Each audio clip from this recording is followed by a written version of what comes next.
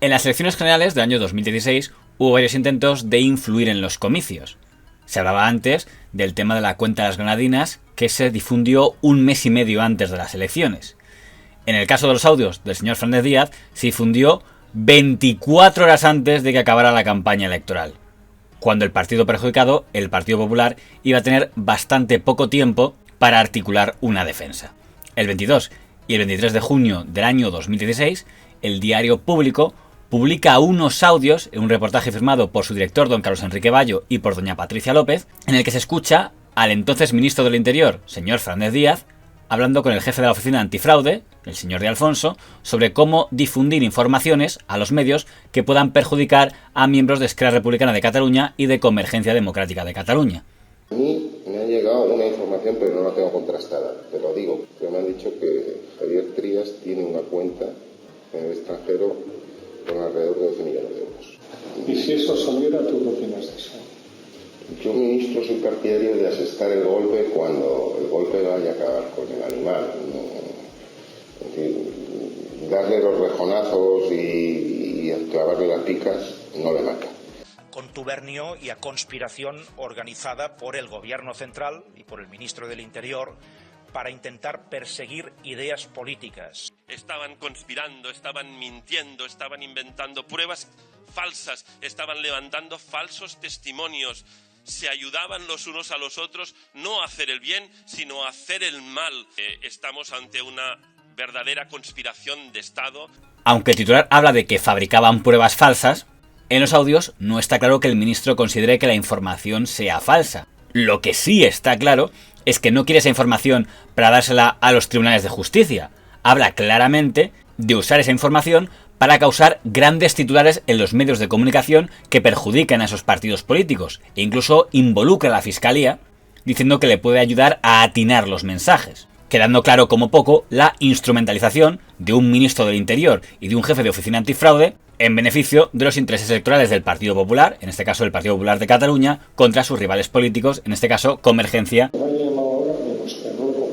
Bueno, pero el ABC, yo creo que el ABC te iba a ser leal. Oye, vais a tener la exclusiva, pero en su momento, a lo mejor dentro de 6 meses.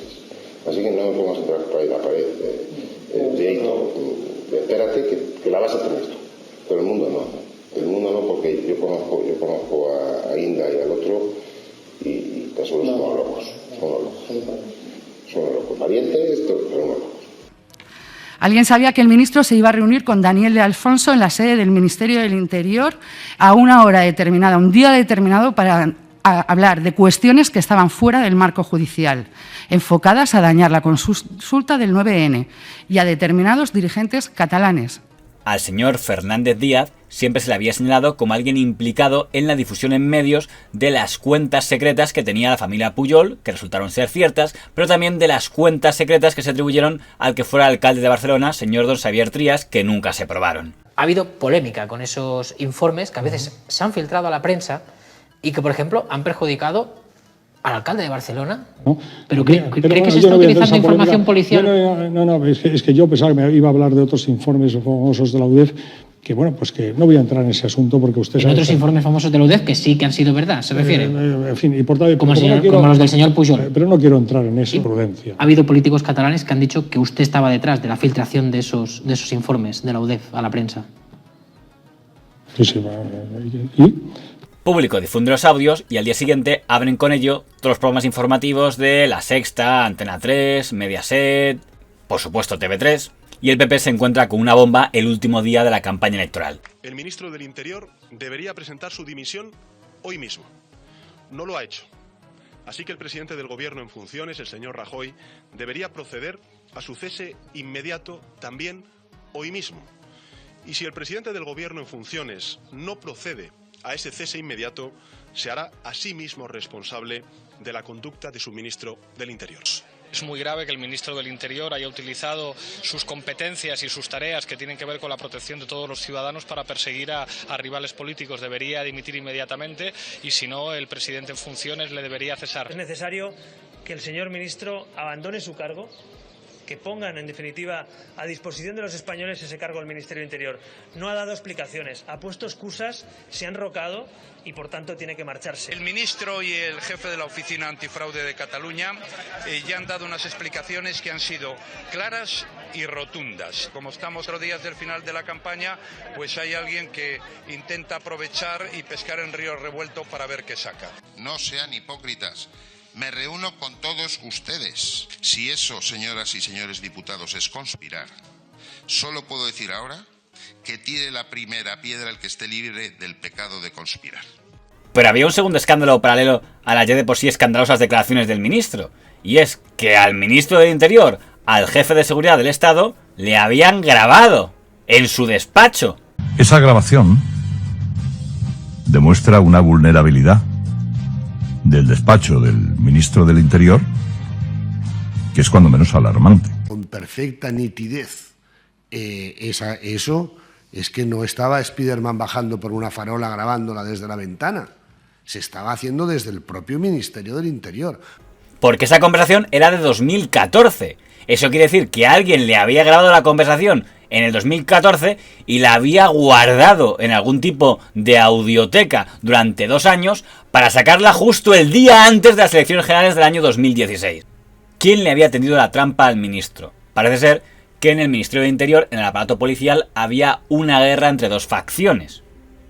Lo que podríamos llamar la facción del comisario Villarejo y lo que podríamos llamar la facción del comisario Martín Blas, de las que ya hemos hablado antes. El director operativo Eugenio Pino organiza una serie de infraestructuras para investigar algunos asuntos que después derivan a la UDEF y que, entre otras cosas, sirven para desenmascarar los tejemanejes de la familia Pujol.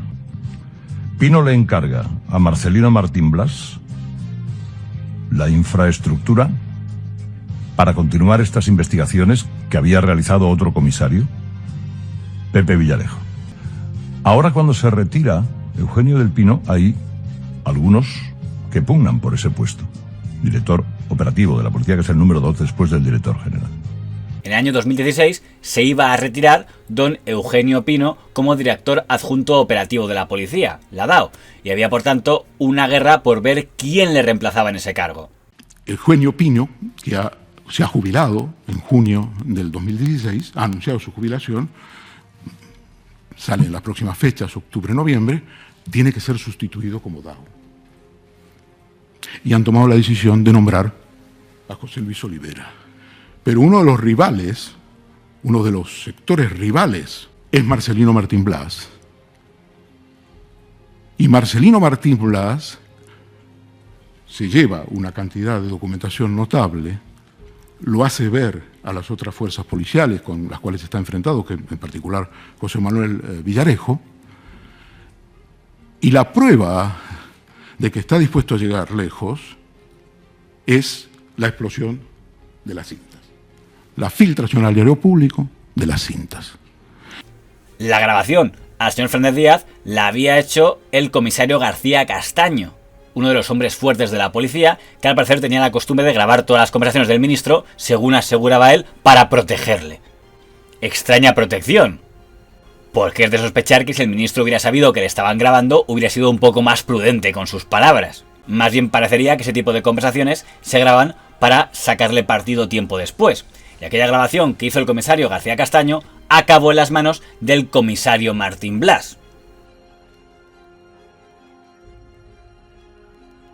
Un comisario que conoces y que conoces tú le dice no, es mejor grabarlo, ministro, porque así te proteges tú. Te proteges tú, así te estás pillado. Las grabaciones entre Fernández Díaz y de Alfonso se hicieron con un sistema de grabación autorizado por el ministro. Eso no es verdad. Eso no es verdad. Él no lo sabía.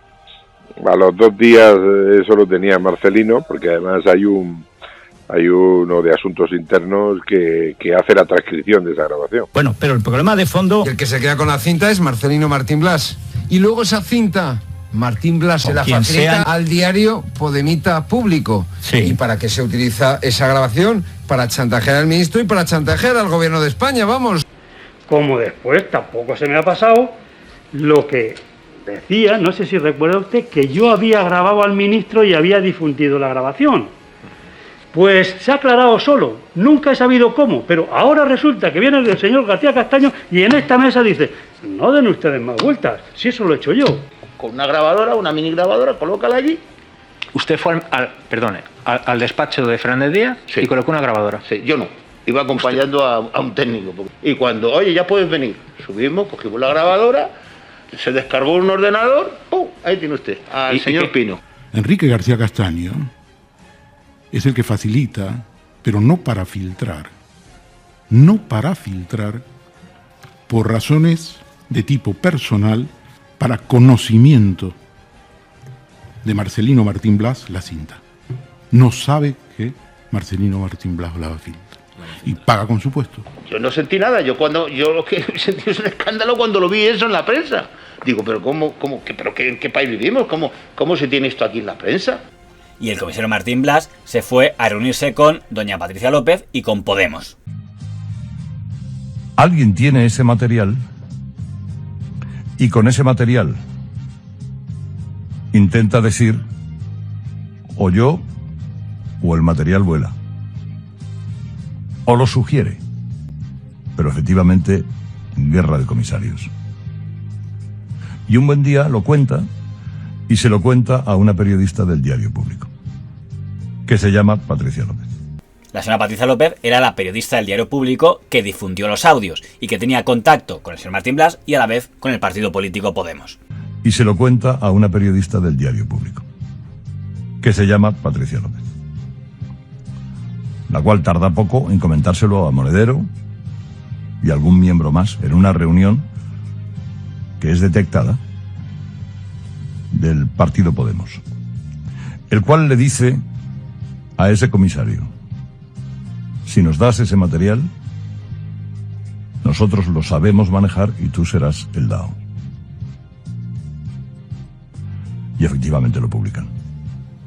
Patricia López, como periodista, lo publica y ahí no entramos en ningún otro tipo de valoración. Según la versión que cuenta la otra facción de la policía, el pacto del señor Martín Blas fue: yo os doy los audios y si vosotros ganáis las elecciones y se forma un gobierno de coalición PSOE-Podemos, me hacéis a mí director de la policía. Se la da al responsable de Asuntos Internos, que es don Marcelino Martín Blas, que además hay dos personas dentro de Asuntos Internos que se dedican a hacer la transcripción de esa conversación. O sea, llega precisamente a público y ¿por qué? Porque además las expectativas que había, creo recordar, en aquellas elecciones es que Podemos y el PSOE iban a ganar al Partido Popular y tal, y había habido incluso hasta un reparto de cargos. Fíjese que el señor Martín Blas le habían ofrecido ser director de la policía si ganaba el PSOE y Podemos, y no tenía, título universitario, por lo tanto no podía presentar la convocatoria, sin embargo la hizo. Al final eso salió así. Pero estamos hablando de los años 30, 40. El periodismo de fuente es el que abreva en una fuente y la fuente lo es todo. Y por lo tanto une su destino a esa fuente. Mi opinión es que en España se ha desarrollado un periodismo de ese tipo. El mundo refleja ese tipo de periodismo y el público también. El Diario Público. El público cree que, en fin, tiene una gran información con las cintas y está alineado con Martín Blas.